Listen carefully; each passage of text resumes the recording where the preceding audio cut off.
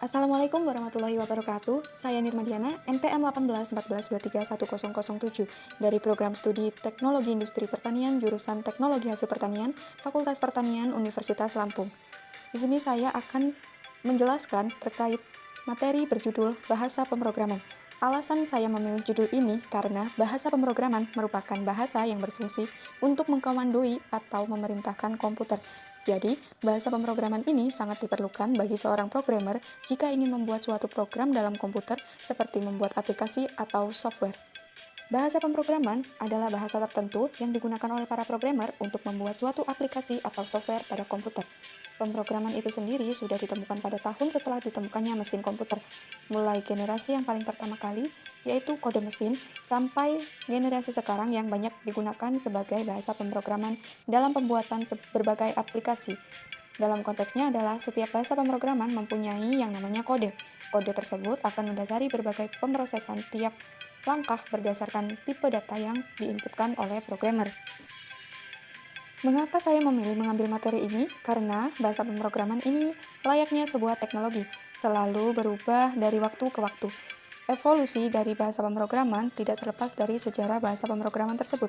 Selalu terdapat revisi dari sebuah bahasa pemrograman, atau munculnya bahasa pemrograman baru setiap dekade.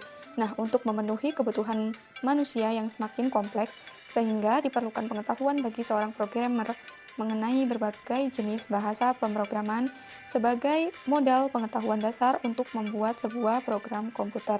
Jadi, materi yang saya pilih ini termasuk materi yang sangat penting bagi seorang programmer. Studi kasus yang saya pilih berasal dari jurnal berjudul Evolusi Bahasa Pemrograman. Berdasarkan konferensi pertama HOPL atau History of Programming Language, pada konferensi pertamanya tahun 1978 memilih 13 bahasa pemrograman yang memenuhi kriteria. Beberapa kriterianya yaitu yang pertama, telah digunakan selama setidaknya 10 tahun. Kedua, memiliki pengaruh yang signifikan terhadap programming. Ketiga, masih digunakan hingga saat konferensi diadakan. Nah, ke-13 bahasa pemrograman tersebut antara lain ALGOL, APL, APT, BASIC, COBOL, Fortran, GPSS, JOSS, Jovial, LISP, PLRI, Simula, dan Snowball. Kemudian selanjutnya diadakan konferensi kedua dari HOPL atau disebut HOPL 2 diadakan pada tahun 1993 untuk mematangkan konsep sejarah bahasa pemrograman yang bersifat kronologis.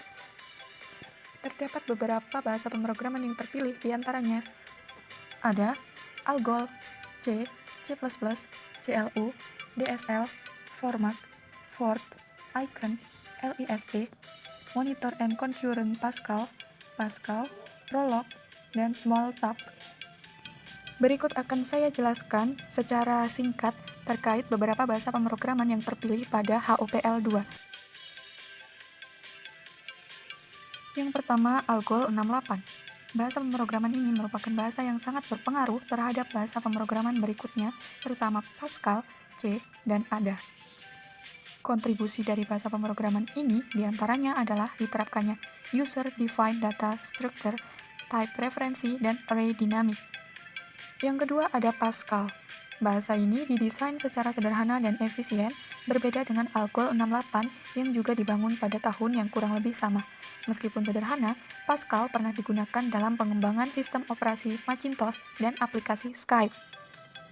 Yang ketiga ada Concurrent Pascal. Sistem ini bersifat konkuren. Berbeda dengan Pascal yang bersifat sekuensial, hal ini memungkinkan komputer untuk mengeksekusi beberapa perintah sekaligus. Bahasa ini ditujukan untuk diaplikasikan dalam sistem operasi ataupun sistem monitor secara real-time dalam beberapa komputer yang bersifat share memory. Yang keempat, ADA.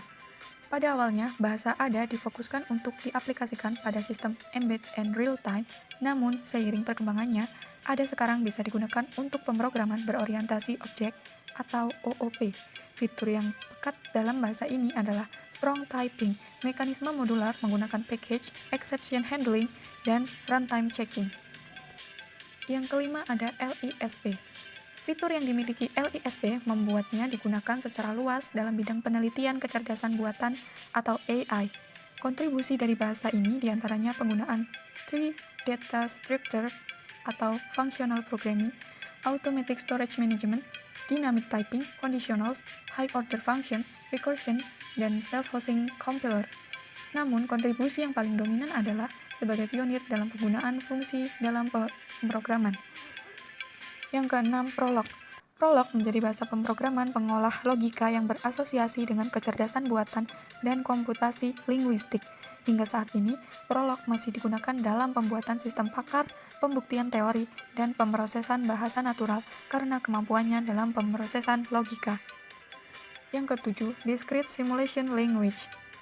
Discrete simulation melakukan simulasi lebih sedikit dibandingkan dengan continuous simulation. Maka, discrete simulation ini akan bekerja lebih cepat dalam melakukan pemodelan. Contoh yang paling populer adalah bahasa Simula. Simula dapat dikatakan sebagai bahasa pemrograman berorientasi objek atau OOP yang pertama karena fiturnya yang disebut coroutine, yang diimplementasi dalam struktur yang disebut class. Struktur inilah yang nantinya menjadi acuan pemrograman berorientasi objek untuk bahasa-bahasa yang muncul berikutnya seperti C++, Java, dan C Packer. Yang kedelapan ada Formac. Formac merupakan bahasa pertama yang membuat simbol-simbol matematika dapat dikomputasikan secara praktis dan signifikan dalam pemrograman. Yang kesembilan ada CLU. CLU adalah bahasa pertama yang mengimplementasikan konstruktor untuk Abstract Data Types atau ADT yang menjadi salah satu kunci dari pemrograman berorientasi objek atau OOP. Yang ke-10 ada Smalltalk. Smalltalk merupakan bahasa pertama yang mengimplementasikan seluruh kunci dari konsep OOP berupa data abstraction, inheritance, dan dynamic type binding. Ke-11 ada Icon. Icon merupakan hasil pengembangan dari bahasa sebelumnya yaitu Snowball, yang juga merupakan bahasa pengolah string. Perbedaan yang cukup signifikan antara Icon dengan bahasa lain adalah penggunaan konsep Goal Directed Execution, yaitu pengembalian ekspresi sukses atau failure dalam operasi logika dibanding mengembalikan nilai boolean seperti bahasa umumnya. 12 ada Fort.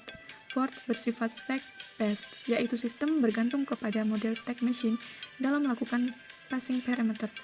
Fort yang sifatnya portable menjadi populer pada tahun 1980 karena cocok digunakan dalam mikrokomputer pada masanya. 13 ada C. Bahasa yang paling luas digunakan di dunia merupakan bahasa C.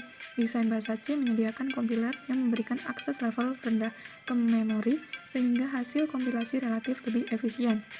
Kemampuan bahasa C tersebut memungkinkan terciptanya sistem operasi baru seperti Unix. Bahkan Microsoft kemudian mengadopsi bahasa C untuk membuat sistem operasi Windows pada tahun 80-an. 14 ada C++. Pengembangan dari bahasa C yang diberi fitur OOP yang terdapat dalam Simula, yaitu C++. Akibatnya, C++ menjadi bahasa yang besar dan kompleks karena mendukung baik procedural programming maupun object-oriented programming. Terdapat beberapa manfaat yang didapatkan dari materi yang telah dibahas. Di antaranya, kita dapat mengetahui sejarah terbentuknya tiap bahasa pemrograman yang menjadi cikal bakal bahasa pemrograman di masa kini. Bahasa pemrograman yang terus berevolusi menjadikan perkembangan dalam bahasa pemrograman terus berkembang ke arah yang lebih baik. Kelebihan dari materi ini yaitu beberapa bahasa pemrograman yang ada pada saat ini merupakan hasil pengembangan dari bahasa pemrograman di masa lalu. Banyak mengerti tentang bahasa pemrograman yang menjadi generasi bahasa selanjutnya, seperti bahasa pemrograman C yang menjadi C++ dan lain-lain. Lalu terdapat kelemahan dari bahasan materi ini yaitu kurang dijelaskan secara rinci terkait bahasa pemrograman yang terpilih pada HOPL 1 dan beberapa penjelasan tidak disertai contoh yang jelas.